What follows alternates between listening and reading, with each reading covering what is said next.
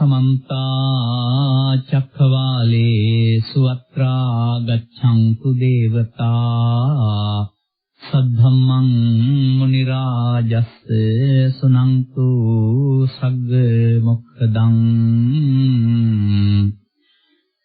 धम्मस्सवने कालो अयं भदन्ता धम्मस्सवने कालो अयं भदन्ता धम्मस्सवने कालो अयं भदन्ता नमो तस्से भगवतो अरहतो सम्मा सम्बुद्धस्से नमो तस्से भगवतो अरहतो सम्मा सम्बुद्धस्से नमो तस्से भगवतो अरहतो सम्मा सम्बुद्धस्से कम्पीच सोचस्ता समनानं च दर्शनं कालेन धम्मसाकච්ඡායිතං मंगल उत्तमं ජීවිතය අර්ථවත් කරන්න ජීවිතය පිළිලක් කරන්න ජීවිතය ලස්සන කරන්න එකතු කරගත යුතුයි. හැලඳුම් වලින් කෙනෙකුගේ ශරීරය හැඩ වෙනවා වගේ අධ්‍යාත්මික ජීවිතයේ හැඩවැඩ කිරීම සඳහා තථාගතයන් වහන්සේ පැලඳුම් විශාල සංඛ්‍යාවක් මංගල සූත්‍රයේ දේශනා කරලා තියෙනවා. පැලඳුම් 38ක් තියෙනවා පළඳ ගන්න. පළඳ ගන්නා තරමට තමයි ජීවිතය අලංකාර වෙන්නේ. මේ පැලඳුම් වල පසුගිය අපි කතා කළා යම් කොටසක්. අදත් අපි ඒ ඉතිරි කොටසක් ගැන කතා කරමු. පළමුවෙන්ම කෙටි වචනේ. අනතුරු දිගු විස්තරයක්. කාන්ති ඉවසීම කාටද කොහොමද ඉවසන්න පුළුවන් කියන එක අපි පස්සේ හොයාගමු. සෝචස්සතා සෝචකී කරුබව. ශ්‍රමණයන්ගේ දැකීම. ශ්‍රමණයන්ගේ කියලා කියනවත් දන්නේ සමනානංච දස්සන. ඒ වගේම සුදුසු කල්ලි බණ ඇසීම. මේවා පරිවර්තනය කරලා තියෙන්නේ සරල සිංහලට. ඒවා කියවන අයත් මේවා තවදුරටත් පරිවර්තනය කරගන්නේ තමන්ගේ පටු අදහස් වලට අනුව. එන්න මෙතන තමයි මේ ධර්ම ශ්‍රවණයේ තියෙන දෝෂය තියෙන්නේ. මම උදාහරණයක් ගන්නවා සමහර වෙලාවට. සංදි කිව්වොත් නැත්නම් හන්දි කිව්වොත් කාට මොනවා මතක් වෙයිද? පාරේ යන කෙනෙකුට මතක් වෙයි හතරමං හන්දි. වෛද්‍යවරයෙකුට මතක් වෙයි හන්දි බින්දුනහම හයි කරන්න තියෙන හන්දියද මහත්තුරු කියලා කියන්නේ ශරීරයේ තියෙන හන්දි. භාෂා ප්‍රවීණයෙකුට මතක් වෙයි පුරස්තර පරස්තර ආදී ව්‍යාකරණ සංදි. සංදි පදයට තියෙන අර්ථනේ මම අර පෙන්නන්නේ. තමන් දන්න දේවල් නෙමතක් වෙන්නේ. බුදුන් වහන්සේ වදාළ දේවල් හොයා ගන්න ඕන මේ ගාථාවල. එතකොට තමයි අපට අපි ඉන්න තැනට වඩා එහාට යන පාරක් මේ බුදුහාමුදුරුව වදාarලා තියෙන්නේ. සාමාන්‍ය පුද්ගලයා උත්තරජන භාවයෙන් පුද්ගල ස්වභාවය තුළ හිතනවා. ඒ හිතීමේ පටුවක් තියෙනවා, පටු බවක්. නමුත් මේකේ පෙන්නනවා ගම්භීරේසු තානාටානේසු පඤ්ඤාචක්කුම් කමති කියලා. චිත්තාභ්‍යන්තරේ රාගදේශ මොහයන් තුනී වෙන්න ගැඹුරු තැන් කෙරෙහි අවධානය යොමු වෙනවායි කියලා. එතකොට මේ හැම පදයකම ගැඹුරු තැන් කෙරෙහි අවධානය යොමු කරන්න පුළුවන්. මට මතක් වෙනවා මෙහෙම දෙයක්. ලංකාවේ තියෙන පැරණි පොතක් දහම්ගැටමාලය කියලා. මගේ ළඟ නම් තියෙනවා මම සමහරලාට කියවනවා. ඔන්න බලන්න ඔය සරල අර්ථයේ තියෙන හැටි මේකේ. ඉස්සන් මරාපිය රාකලයක්ම දීපිය මොව අඹවාපිය මෙතන කරලා මාව කාපිය. දැන් මේ වචනත් පියාර්ථයෙන් තියෙන නිකන් පරුස වචන වගේ. දැන් බලපුවාම සිංහලට ගලපන්න පුළුවන්. අවතර ඉන්න සතෙක් තමයි ඉස්සා. සමරන්න කියලා කියනවා. මමත් වෙන ද්‍රව්‍යයක් තමයි රාකලයක් විතර බොන්න කියලා කියනවා. ඒ වගේම අම්මා මෝ කියන්නේ අම්මා පනවල දාන්න කියලා කියනවා. මේකක්වත් හොඳ වැඩ නෙමෙයිනේ. ඒක කරලා මාවත් තාලා දාපන් කියලා තමයි කියන්නේ. අර ටික විනාශකාරී වැඩක් නම් ඊට පස්සේ තරහකාරීත්වම කියන්නේ මං විතරයි ඉතුරුනේ මාවත් ඉවර කරපන් කියලා කියනවා ඇති මේ. එහෙම කිව්වහම ඒකේ දහම් ගැටමාලයක් නැහැ. ඒකේ ව්‍යංගාර්ථයක් නැහැ. පාලි භාෂාවේ මොනවටද ඉස්සා කියන්නේ ඊර්ෂ්‍යාවට.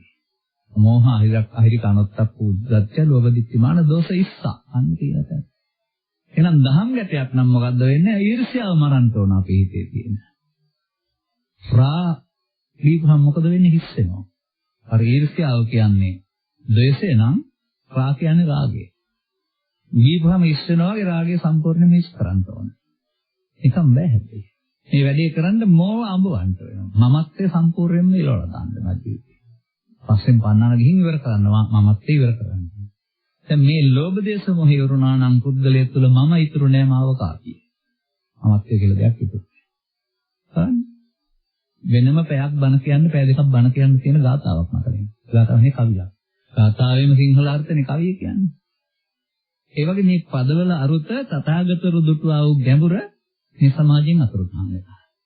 බමුණන් නෝහෙම නැත්තම් සම්මත මට්ටමේ දුන්නා බුදුන් වහන්සේ 15 වෙනි ඉස්සලා බමුණත්ව සරල අර්ථ දීලා දෙනවා. එහෙම නැත්තම් මේ පෘථග්ජන මට්ටමින් තමන්ව දක්න මට්ටමින් අර්ථය පාලියෙන් සිංහලට යොදා ගැනීම තුළ අපි නොගැඹුරු දහමක් භාවිතා කරන බවට පත් වෙලා ධර්මයේ මේකෙ තිබියදී. කොහොමද කාන්තිති කියන්නේ? ශාන්තිවාදී ජාතකයේ බලන්න. කාන්ති පරමන්තපෝ තිතික්ඛා කියන ගාථාවරම් බලන්න. එතකොට උතුම්ම ඉවසීම, තපස ඉවසීම කියලා. උතුම්ම තපස ඉවසීම කියලා කියනවා. ඒ වගේම ශාන්තිවාදී කතාවේ මොකද පෙන්නන්නේ? කාන්තරෙන් තාපසමාට අත් දෙක කැපුවා, කකුල් දෙක කැපුවා, කන් දෙක කැපුවායි කියලා ශාන්තිය නැති වෙන්නේ නැහැ කියනවා. ඔබටත් ඒ වගේ කවුරු හරි කපන්නවත් ඌ අපනකන් ඉන්න කියලා නෙමෙයි මේ කියන්නේ. එහෙම කරද්දි ඔහුට විරුද්ධව කටයුතු කරන්න තරහක් හිතේ උපදින්නේ නැහැ. අරක රිදෙන්නේ නැහැ නෙමෙයි මේ කියන්නේ. ඔබට බැන්නොත් බනින්නේ නැද්ද? ගැහුවොත් ගහන්නේ නැද්ද? එනුම් පද එකක් කිව්වොත් දෙකක් කියන්නේ නැද්ද? පරිගන්නේ නැද්ද? ඔබ ළඟ තියෙනවද ක්‍රියාවට ප්‍රතික්‍රියාව වරුණාම ඒක දරා ගැනීමේ ක්‍රියාව. ඇයි? මමත්වය මතුවෙනකොට මට ඉවසන්න බෑ. මට කියන්නේ කායට නෙමෙයි. මමත්වයේ නැමැති මුලාවට. එයා හැම විටම කියන්නේ මායයත් එක්කලා යාළු වෙලා ගැහුවොත් ගහපන්, බැන්නොත් බැනපන්, එකට කරපන් පරිගනින්. නමුත් මේ සමාජයේ ආරම්භයේ පටන්ම නීතිය සකස් වෙලා තියෙනවා. නීති ගරුක පුරවැසියන් ආරක්ෂා කරන්න නීති කාඩනායට දඬුවම් දෙනවා. යම් නීතියක් සකස් වෙන්නේ ඒකෙන් යම් කිසි යහපතක් තියෙන නිසා නීතිය නැතුවම අයහපතක් වෙන නිසා. හැබැයි නීතිය 100%ක් නිවැරදි නෑ. මොකද නීතිය පනවලා තියෙන්නේ බුදුන් වහන්සේලා වැනි අරහතන් වහන්සේලා නෙමෙයි. පෘථග්ජන සමාජය තමයි නීති හදන්නේ. මොකද ඒවැයි යම් අඩුපාඩුකම් තියෙන්න පුළුවන්. ඒ නිසා තමයි නීති පොත් නිරන්තරයෙන් සකස් කරන්නේ, අලුත් වැඩියා කරන්නේ, සංශෝධනය කරන්නේ. අලට ගැලපෙන නොගැලපෙන නිසා. එහෙනම් මේ මිනිස්සෙකුගේ ජීවිතේ මංගල කාරණයක් බවට පත් වෙනවායි කියන්නේ ඉවසන්න පුළුවන් කම. වෙලාවකට බුදුරජාණන් වහන්සේ බඩගින්නත් ඉවසන්න කියලා කියනවා. ඒ මැරෙන කල්ම නෙමෙයි ආහාර වේලක් ලැබෙනකොට. නමුත් ඒක නෙමෙයි වැදගත් වෙන්නේ අපිට. අපිට මේ එදිනදා කටයුතු කිරීමේදී, දේශපාලනයේදී, ගොවිතැනේදී, එහෙම නැත්නම් මුදල් ලිපීමේදී, රැකියාවේදී, ගෙදර දොරේ වැඩවලදී තමන්ට නොගැලපෙන තමන් සමග ගැටෙන පුද්ගලයෝ ඉන්නවා. ඒ ගැටීමේදී මොකද අපි කරන්නේ? උන් පළවා හරින්න උන් ස්ථාන මාරු දෙන්න උන් ඝාතනය කරලා දාන්න උන් රිදවන්න උන්ගෙන් පලි ගන්න පාවිච්චි කරන්නේ නැද්ද පියාවලිය හැම එකම. කෝකාන්ති. බුදුන් වහන්සේ වදාරන්නේ. එහෙමයි. අනිවාර්ය චිත්ත අභ්‍යන්තරයේ ඇතිවී තිබෙනා වූ මේ ද්වේෂ කියනා වූ හැඟීම මතුවනහම ඒක මමත්වය. එතකොට මම. ඒ මට ඉවසන්න බෑ මම ඔකට කරන්නේ දිනන්න යන්නෙම එකට එක කරලා. එහෙනම් බුදුදහමේ කියන ශාන්තිය අර ශාන්තිවාදී තාපසතුමා ගාව තිබුණේ ද්වේෂය කියන එක තිබුණ නැති නිසා නැත්නම් කටවම් කරනකොට වේදනාවක් තිබුණ නිසා නෙවෙයි. අන්න අපට කේන්තියක් එන්නේ නැත්නම් බනිනකොට. අපට කේන්තියක් එන්නේ නැත්නම් පරාජය වෙනකොට. අපට කේන්තියක් එන්නේ නැතිනම් වැරදි විනිශ්චයකදී එහෙනම් අපි නිහඬ වෙන්නේ. වැරදි විනිශ්චයකදී වැරදි කරු විරුද්ධව අදාළ ක්‍රියාමාර්ගයක් ගන්න තියෙනවා එහාට. ක්‍රීඩා භාණ්ඩයෙන් ඒ පුද්ගලයාට ගහලා හරියන්නේ නැහැ. ඒ වගේ නීතියක් තියෙනවා. ඒ නීතිය තුල අපි පිළිගන්නවා.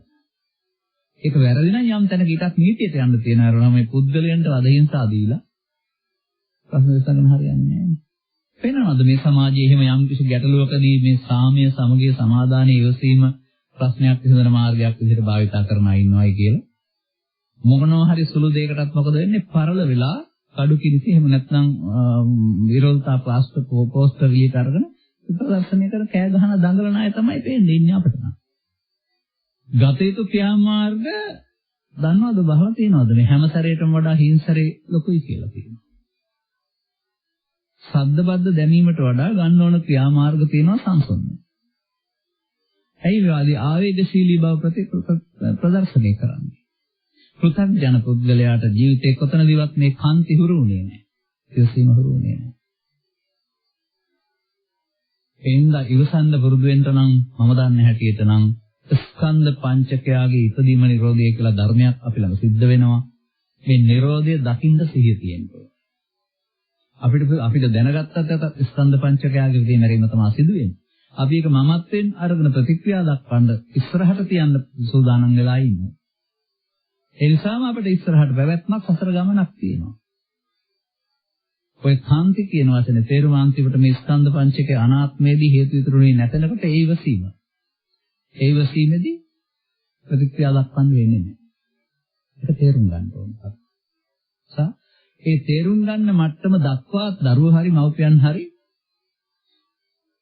ඉවසන්න ඕන ඉවසීමෙන් සැනසීම ලැබෙයි කියලා රචනාවක් විතරක් ලියලා හරියන්නේ නැහැ.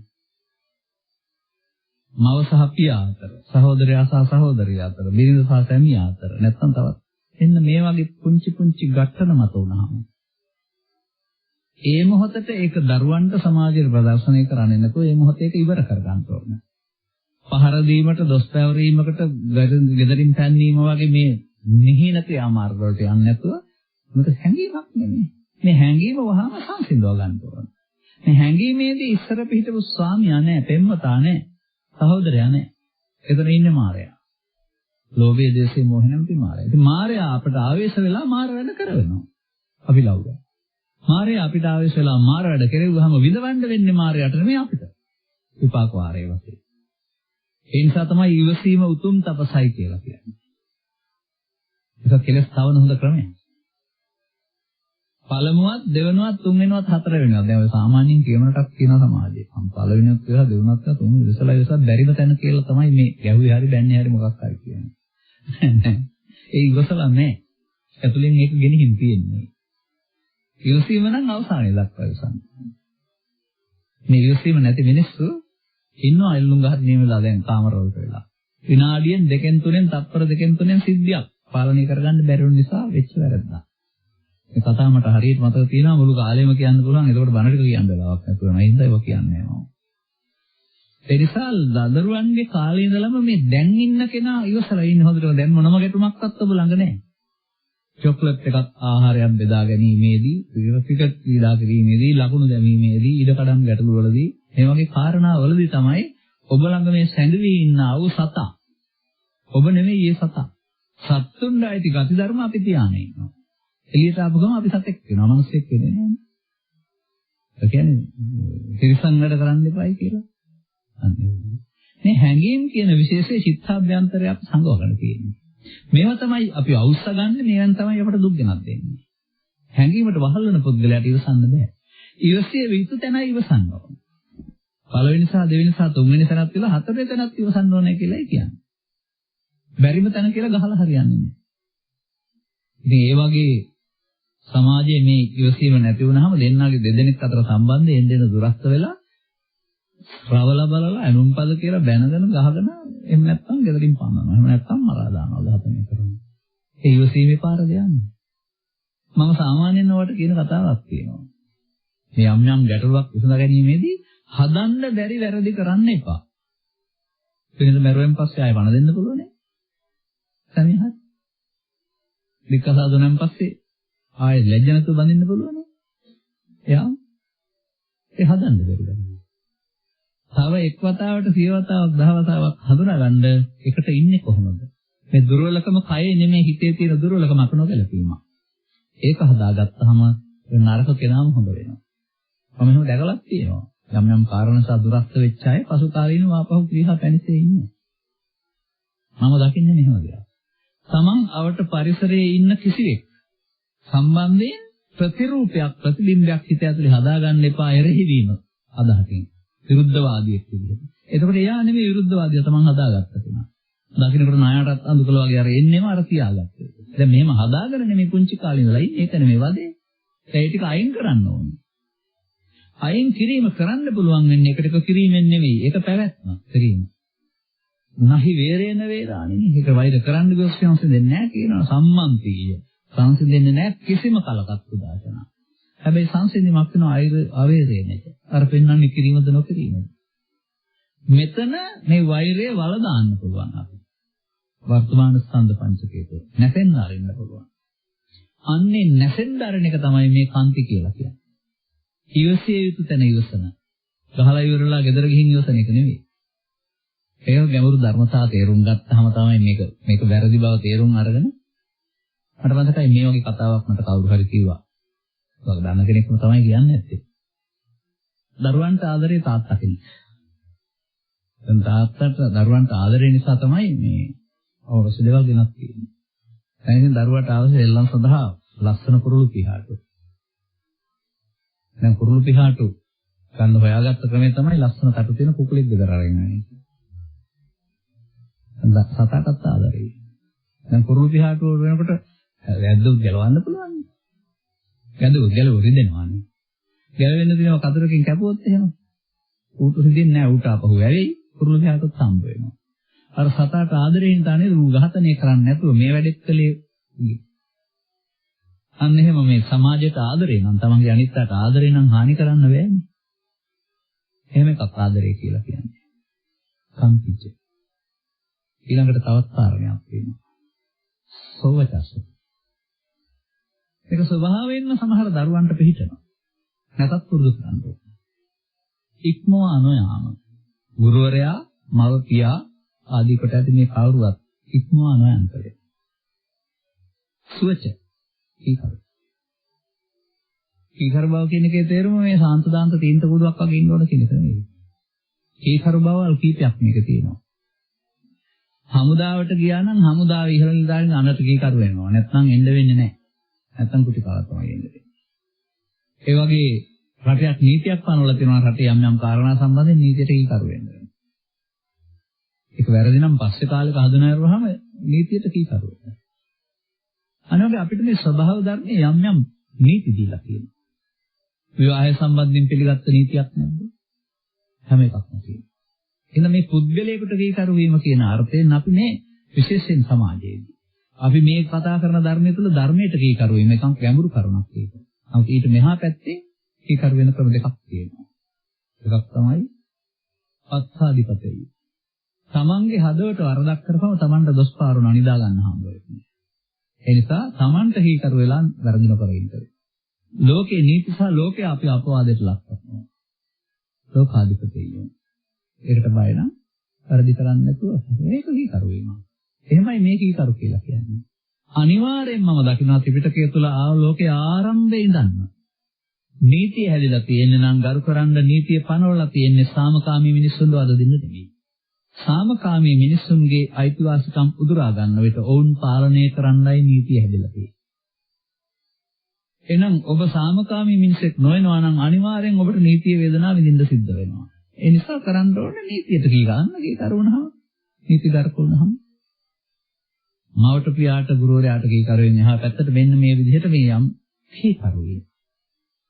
හොඳටම නීතිය තමයි බුදුරජාණන් වහන්සේ අනාත්ම දර්ශනය. ඊට මෙහා පැත්තේ තමයි නීති හදලා තියෙන්නේ. ඒ නිසා තමයි නීති කාලෙන් කාල රටෙන් රට වෙනස් වෙන්නේ. ඒ වගේම නීතිය මදිනම් සංශෝධනය කරන්න වෙන්නේ. අපි ඒ සම්බන්ධයෙන් ගරු කිරීමක්, ශ්‍රේණී කරුවීමක් තියෙනවා. අපිව ගණන් ගන්නෑ කියලා හරියන්නේ. මොකද පනවා තිබෙන්නේ බහුතරයේ හබ සඳහා අඩුපාඩු තියෙන්න පුළුවන්. මාර්ග නීති තියෙනවා. සාමාන්‍යයෙන් ඉඩකඩම් සම්බන්ධයෙන් නීති තියෙනවා. විවාහය සම්බන්ධයෙන් නීති තියෙනවා. ඒ නීති පනවලා තිබෙන්නේ 100%ක් හරියට නෙවෙයි. වඩාත් හොඳට සමාජය ගෙනියන්න උන්ට පේන මට්ටමින් පනවලා තියෙනවා. බුදු සමයේ මුඛ්‍ය පරමාර්ථය. ඔය සෑම කාරණයකදීම සම්මතීක්මා නොයන්න කියන්නේ ඕකයි. නීතිගත කරන කුසලතාව. ඒ තුලින් සියල්ල ලැබෙන්නේ නැහැ. ඒ පදනම ජීවත් වෙන්න අවශ්‍ය නිවසක පදනම වගේ ඉතිහාට යන්න අවශ්‍ය පදනමක් තියෙනවා මේ නීතිගත පුරුෂයලා. ඊළඟ කාරණේ තමයි ඊට වඩා බරපතල කාරණේ. සමනාවන්ත දස්සන. මහණුන් දැකීම. ඔබ ඔහුගේ දවස්වල පොල්ගාව දුම්රිය ස්ථානයේදී මහණුන් තුන්දෙනෙක් අල්ලගෙන අරන් ගියා. කොහොමද බලපුවම ඉස්ලාම් බස කතා කරන තවත් පුද්ගලෙක් හොරට සිවුරු පරවා ගන්නවා. කවුරු හරි හොරෙක් මිනිමාරුවේ එකෙන් වල්කින සිවුරක් පරවානේ පාරේ යනවා ඇස් දෙක පියාගෙන. දැන් දැක්කම සමානාංජ දස්සනම් වෙනවද? සිවුරු පරවා ගත්ත පුද්ගලෙක් දැකීම කියලා සමානාංජ දස්සනම් කියලා කියන්නේ. ශ්‍රමණ සහ සමන වේශධාරී. මතක තියාගන්න. ඒ නිසා එහෙම මේ භික්ෂුන් දැකීම කියන අර්ථයට වඩා එහා ගිය දෙයක් එක තියෙනවා. එහෙමත් තමන්ගේ විහාරස්ථානයේ යහපත් ජීවත් වෙන අය දැකීමත් සතුටක් තමයි. තමන්ට යම් ගෞරවයක් තම කියා දෙන දේවල් දැක්කම ස්වභාවයෙන්ම තමන් ඒ පිළිබඳ ප්‍රසාදයක් හදාගෙන හිටියොත් සිටේ සතුටක් තියෙනවා. බලන්න මෙන්න මේ ගාථාව මම ඔබට කියනවා. කොසල් රජුරවන්ට හිටියයි කියලා දෙනවා සම්පති කියන මහා මක්කේ. එයා කරපු රාජ්‍ය මෙහෙවරක් නේද කොටගෙන ඔහුට දවස් 7කට රජකම දුන්නා ඒ කියනවා. රජකමටපත් වෙලා රජානුන් ඇඳගෙන ඇතා පිටින් යනවා. ඊළමත් වෙලා. දැන් අතුරු කොහොමද? ඇතා පිටින් වැටලා මැරෙනවා. ඊළඟ නෙවෙයි මං හිතන්නේ. දැන් මෙතන තමයි මේ කතාව පෙන්වන්නේ. අලංකතෝ චේති සමංචරේය සන්තෝ දන්තෝ නියතෝ බ්‍රහ්මචාරී. අලංකාර වස්ත්‍රයෙන් සරසලා හිටියත් කමක් නැහැ. සාන්ත වූ දාන්ත වූ නියත බ්‍රහ්මචාරී. ඉන්දියාවේ බ්‍රහ්මචාරී නෙමෙයි බුදුරජාණන් වහන්සේගේ ධර්මයේ ආර්ය අෂ්ටාංගික මාර්ගයේ යාමෙන් ලැබෙන බ්‍රහ්මචාරී ආවස් සෝවාන් ආදී මාර්ගඵල මාර්ගයේ යන. ඒකට ශාන්ත දාන්ත කියන්නේ. සබ්බේසු භූතේසු නිදාය දණ්ඩා. යම් සියලු සත්‍යයන් කෙරෙහි හිරිහැර කිරීම, දඬුවම් කිරීම ආදී කාරණාවට අදාළ අවි අමෝරා ගැනීම අතහැරලා තියෙනවා. අර වෙන ඉස්සලා කාන්ති කියලා අවි අමෝරා ගැනීම. සෝ බ්‍රාහ්මනෝ හෙතම බ්‍රාහ්මණේකි සෝ සමනෝ හෙතම සමණේකි සෝ සමනෝ සබික්ඛු බික්ඛුති. අර සමන කියන්නේ කොතෙන්ද දෙන්නේ? අන්නම් එහෙමයි මම පද හොයාගන්නේ. නිකම්ම පාට ඇඳුමක් පරවා ගත්තට සමන වෙන්නේ නැහැ. මනසේ තියෙනවා ශික්ෂණයක්. අර බලන්න. සාන්ත දාන්ත නියත බ්‍රහ්මචාරී සහ සියලු කාරණා අයතෙහි බහා තැබූ කාය දණ්ඩේ පාවිච්චි කරන්නේ නැහැ. කයින් වචනෙන් සියලු සතුන් කෙරෙහි. එහෙනම් ඒකේ මනස ඇතුළතක් නේද? ඔබේ මනස දකින්න බැයිද ඔබට ශ්‍රමණ වශයෙන් ඉස්සරහට? බලමු අපි. ඒක තමයි හොඳම සමනාඥාන දර්ශනම් මම දන්නේ හැටියට. ඒ දර්ශනන්නේ මේක ඇහැට දැකීම නෙමෙයි දර්ශනයක් නේ. දැන් ඔය ශ්‍රමණ භාවය නැති වෙන්නේ මොකක් නිසාද බලන්න. පුංචි සිඟිත්තෝ හරිම ශ්‍රවණ මට්ටමින් ඉන්නේ සුන්දරයි ආසයි දකින්නේ. ටිකෙන් ටික මේක කැටේට සල්ලි දානවා වගේ මේ ලෝභයේ දේශේ මොහ එකතු කරන්න ලෝභ දේශ මොහ සහිත මනස වැඩිලා ඔබේ ශාරීරික හැසිරීම වචී සංකාරයේ මේ සියල්ල අසංවේදී කරනවා විකෘති කරනවා. දැන් ඔබ හිතපු දැන ඉඳලා ඈතට ගිහින් ඉන්නේ සංසුන් සිතින් ඈතට ගිහින්. ඔබ දැන් ඔය ඉස්සර වෙලා ඔබ පාලනය කළේ සංසුන් සිතක්. දැන් ඔබ පාලනය කරන්නේ මායя. මොහොතකින් එනවා මායя ඔබ ළඟට. එදින විශාල හානි කරනවා. දැන් අර බුදුරජාණන් වහන්සේ ළඟ නැත්නම් සරියුත් මහ රහතන් වහන්සේ ළඟ එහෙම බලන්න කොහොමද තිබිච්ච චරිත ලක්ෂණ කියලා. බුදුහාමුදුරුවෝ වැඩම කරන ගමකට යනවා. බමුණෝ ඉතින් ඔය උපස්ථාන කරපො නැති අය බුදුරජාණන් වහන්සේගේ ධර්ම දේශනා න්‍යාය සවුන්ඩ ලාභ අඩුණයි කියලා ඒක විවේචනය කරනවා. පාරමෙද රැකලා අල්ලගෙන දැන් ඉතින් බනිනවා හොඳට. හුඟක් වෙලා බනිනවා. අහගෙන ඉන්න අනිස්සක්කෝ. අවසන් වෙලා කියනවා මම මේ එහා පැත්තේ ගමට වැඩම කරන්නේ. හෙට මං ආපහු එනවා. තව බනින්න තියනවා එකතු කරන්නේ. අර එක වචනයකටවත් උත්තර දුන්නාද? හන්ති. අන්න එහෙමයි ශාන්තිය. කලබල වුණාද? ඒ ශ්‍රමණ මානසික හැටි. ඒක බලන්න. ශරීර සාමුදුර වෙන කතාවක් තියෙනවා. සාමුදුරෝ වැඩම කරනවා යම් කිසි ගමනක්. උන්වහන්සේගේ ගුණවත් බව පිළිබඳ අනිත් අය කතාවක් තියෙනවා. සංවර බව. ඇරිලව බලන්නේ මොකවත් කරාට කියලා. උන්වහන්සේගේ සංයමය බලන්න මොකද කියන්නේ පොද්දලේ කියන්නේ කොන්දර තදින් එකක් ගැහුවයි කියනවා. පස්ස හැරිලා බලලා ඉතින් වඩිනවා අප්පා. ටිකක් දුර යනකොට තමයි තේරුනේ අර පුද්ගලයාට ගහ පුද්ගලයාට ආපහු ගන්න පටන් ගත්ත ඇඟ කියලා. මොකද උනේ මෙහෙම එකක් නම් කෙරුවා නම් සමාව ගන්න කිව්වයි කියලා කියනවා. අර බාරගත්තේ නෑ නේද? ස්වාමීන් වහන්සේ නමක් වැඩනෝ කල්ලෝ නීරම්බික. එක පැත්තක ඉඳලා. නීර කියන එක දන්නවනේ ඔයගොල්ලෝ. දෙන්නෙකුට මාරු වෙන්නේ නැති පොඩි නීරක්. අනිත් පැත්තෙන් ඉන්නවා දඟකාර කරකස මිනිස්සෙක්. එහෙනම් දෙන්නට මැදදී මොන ගැහුනහම බෞද්ධයෝ නම් මොකද කරන්නේ පැත්තකට වෙලා ස්වාමීන් වහන්සේලා දෙන්නේ නැහැ. මේ මිනිස්සයා මොකද හාමුදුරුවෝ තල්ලු කරලා යා. දැන් තව කෙනෙක් ආවලු. ඇවිදින් හාමුදුරුවෝ නැගිටලා සිවුරු හිම් ටික හොදලා හරි ගස්සලා පිහලා දීලා ඇහුවලු. ඒ අර මිනිස්සයා ඔබ වහන්සේට කළ දේද හොඳ මම කළ දේද හොඳ කියලා. උන්වහන්සේ උත්තර දෙනවලු මට කරපු දෙයක් නෑ තම තමන්ද කරගත්තා කියලා. අර අකීකරු නැත්නම් අර පහර දීම බාරගත්තෙත් නෑ. උපස්ථාන කිරීම බාරගත්තෙත් නෑ. ඇත්තට මේක තමයි පෞසිදීම පිංසිදීම කියලා කියන්නේ.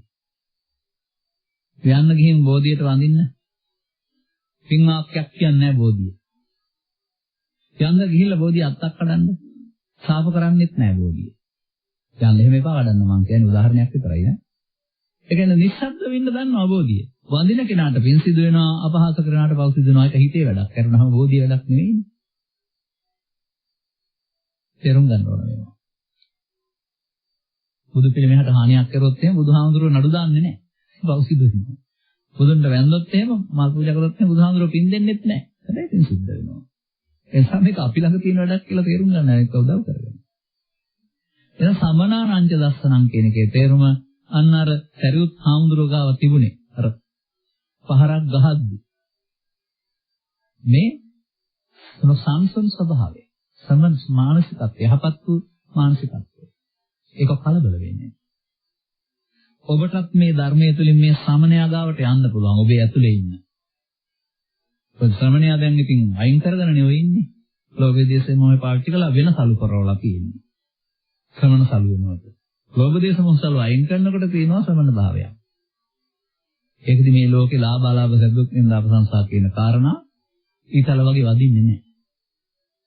එහෙනම් මේ සිදුවෙන කාරණාවලදී ලේරත් වෙන කතාව සිද්ධ වෙන්නේ නැහැ. බලා ගන්න සමනාන්‍ය දස්සනං කවදා හරි හම්බ වෙයි. තමන් ළඟ ඇතුලේ ඉන්න සමනේ බලා ගන්න. පිටපැත්තෙන් බලලා නම් වැඩක් වෙන්නේ නැහැ. මොකද අපි දන්නේ නැහනේ. අර කෝච්චියෙන් අල්ලගත්ත හුරු තක්කඩිද කියලා මේ අඳුනේ. එහෙම දැක්කට වැඩක් වෙන්නේ නැහැ. මංගල කාරණයක් වෙන්නේ නැහැ. ඕකේ තියෙනවා හොඳ කතාවක් මම එක කියන්න ඕන. මේ බෞද්ධ මිනිස්සෙන්ගේ තියෙනා වූ දුෂ්ට ආකල්පයක්. වැරදි ආකල්ප. මේ පෙන්වන සමනාන්‍ය දස්සනං මේ පැත්තෙනුත් එහෙම කියලා මංගල කාරණයක් කියලා. ඒ වුණාට උදේට වැඩට යන්න පිටත් වුණාම ඉටි කලයක් හම්බුනොත් හරි එහෙම හම්බුනොත් නම් සන්තෝෂයි. ස්වාමීන් වහන්සේ නමක් දැක්කොත් ඔළුව නරක් කරගෙන වැඩට යන බෞද්ධයෝ මේ රටේ නැද්ද? හිත නරක් කරගන්නේ. ඒක තිබුණේ ස්වාමීන් වහන්සේ ගාවද තමන්ගේ හිතේද?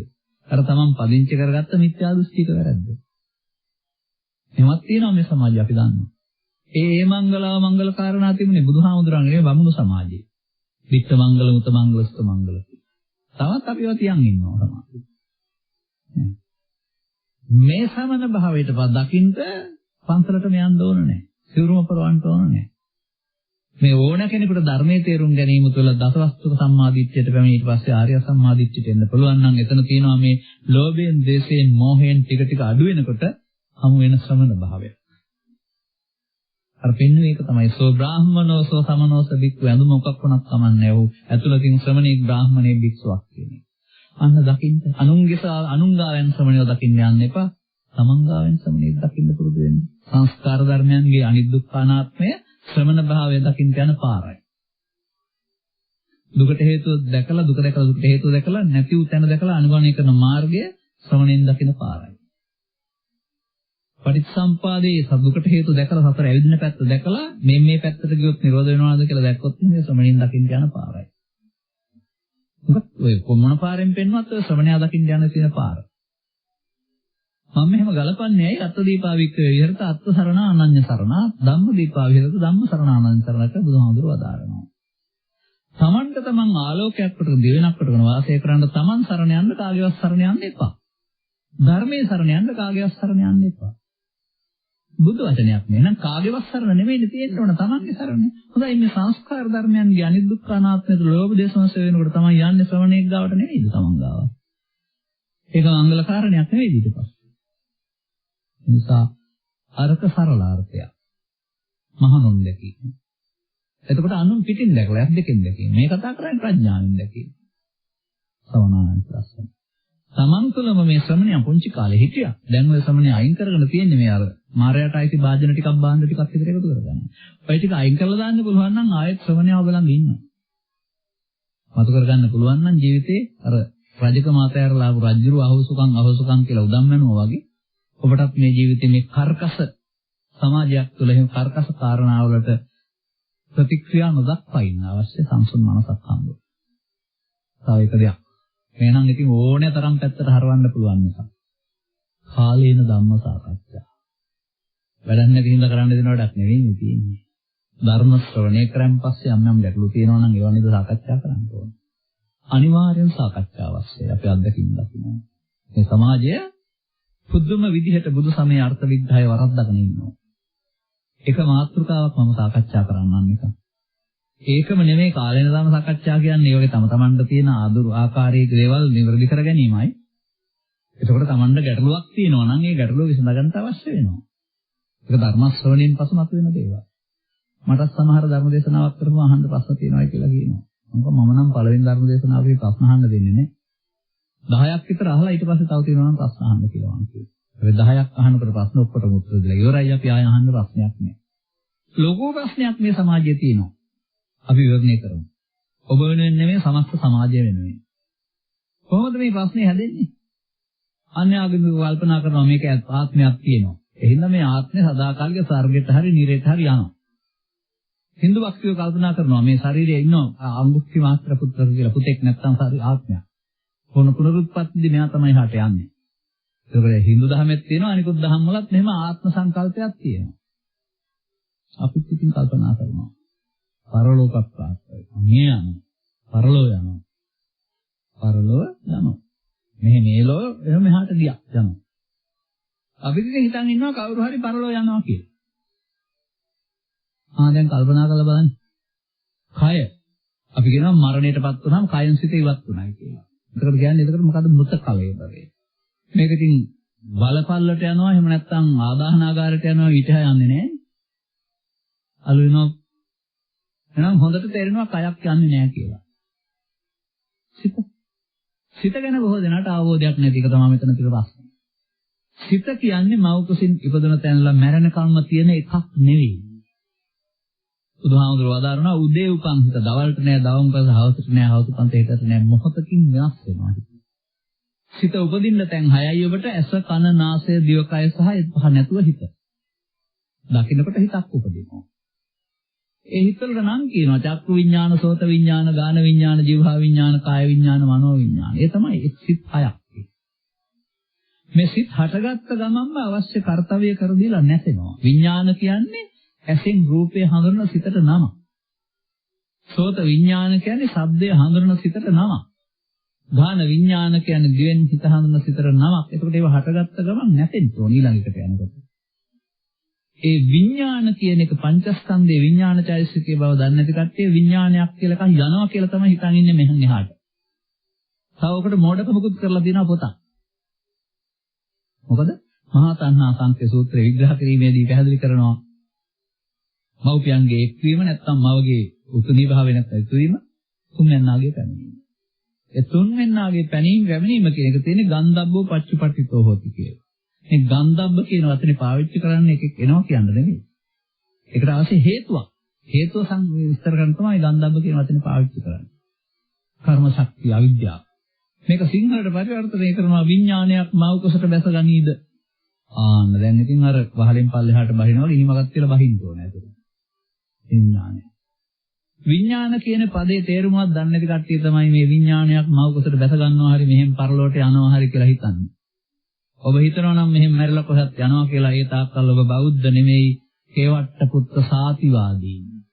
ඒ කාලේ හිටිය හැම කෙනෙක්. එකම විඥානයක් සංසාරේ පෙර කරනවා. ඒ බලන්න. යතාපි අංග සම්භාරෝ හෝත් සද්දා රතෝ ඉති. එවං කන්දේසු සත්තේසු හෝති සත්තෝති සම්මුති. අපි දන්න කාර්යයක් කරත්තයක් ගමුකනේ. බෝන්ලිය, වහලය, රෝද දෙක, කඩෑනේ, තට්ටුව. වර්තමාන උපකරණයක් ගත්තාම අම්මලට මතක් වෙන්නේ නැහැ නේ කාරණා ටිකනේ. මේ ඔක්කොම එකතු කරනවා අංග සම්භාරෝ අංග එකතු කරලා සත්‍ය කියලා කියනවා. රෝද 4 නැත්නම් සීට් නැත්නම් බොඩි එක නැත්නම් එන්ජින් එක ආදී කොට ඇති මේ එහෙම ගමුකෝ. ඒකට නමක් තියෙනවා. හෝති සද්දා රතෝ මේක සපයක් කියලා මේකට කියනවා. ඒ වගේ රූප වේදනා සංඥා සංකාර පහක එකතු වෙන හැදිලා තියෙනවා අපිට මේ පවත්තන්න කයක්. කන්දේසු සත්‍යේසු. මේ කන්දෙන් හරගත්ත. නට සත්‍යයක් කියලා සම්මතියක් තියෙනවා. සම්මතියක් නෙවෙයි. ඔබට තේරුණේ නැද්ද සත්‍යයක් ඉන්නවා නම් කවදාවත් නිකන් දකින්න බැරි බව? ඇයි බුදුහාමුදුරන් පුළුවන් ඉන්න සත්‍යෙක් නැති කරන්නේ? මේ පංචස්කන්ධයගේ ඉපදීම මැරීම තේරුම් ගන්න බැරි වුණ සමාධියේ පංචස්කන්ධයෙන් පංචස්කන්ධයට යන හේතු ඇරුණාම යන්නේක් නැහැ කියන එක තේරුම් ගන්න බැරි වීම තුළ බෞද්ධයොත් බහුතරයක් විඥානවාදී. මේ ධර්ම සාකච්ඡාවක් මම කරන්නේ ඔක්කොම වෙන්නේ. ඔබට මේක තේරුම් ගන්න පුළුවන්. මේක ගණිත න්‍යායක්. ගෙදර ගිහින් ඕනනම් කරලා බලන්න. දරුවන්ට නම් මේක තේරෙනවා. පැන්සලක් අරගෙන අඩි රෝලක් අරගෙන කොලයක තිත් දෙකක් තියන්න. මේක උගන්වන්නේ ඊට පස්සේ මේ 32 යා කරන්න අපිට සරල රේඛාවක් ගැහුවා. ඒක තමයි ඊට පස්සේ ලක්ෂ දෙකක් අතර අවම දුර තියෙන සරල රේඛාවක්. ඊට වඩා මොනවා ගහුවත් ඈත වැඩි.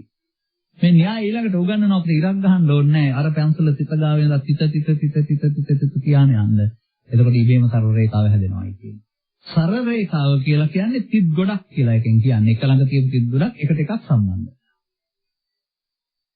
අනේ සරල රේඛාවක් හැදෙන තිත් ගොඩකින් වගේ ඔබේ ජීවිතය අවුරුදු 80ක් ගත වුණාට හැදෙන්නේ තිත් ගොඩ වැනි ස්කන්ධ පංචක සමූහයකින්. වේගවත්. මේ ස්කන්ධ පංචක හටගත්ත ගමන් බෞද්ධයාගේ අබෞද්ධයාගේ ඕන කෙනෙකුගේ අවශ්‍ය කර්තව්‍ය කරලා දීලා නැතන එක ඒකට ආйти ධර්මතාවයක්. කියන්න බෑ කාටවත්. නමුත් මේ නැසෙන්න පෙර අපි අතින් වරදක් සිද්ධ වෙනවා. අපි මේක අල්ලගන්නවා. ස්කන්ධ පංචකය අල්ලගත්තම පංච උපාදානස්කන්ධය. පංච උපාදානස්කන්ධේ නිකන් නැසෙන්නේ නැහැ හේතුවක් ඉතුරු කරලා නැසෙන්නේ. පීදුනා නම් ගෝයන් ගහ නිකන් මැරෙන්නේ නැහැ කරලක් හදලා නැසෙන්නේ. ගෝයන් ගහ මැරුණ අපිට කමක් නැහැ. කරලෙන්නේ ඊළඟ પરම්පරාව හදන්නේ.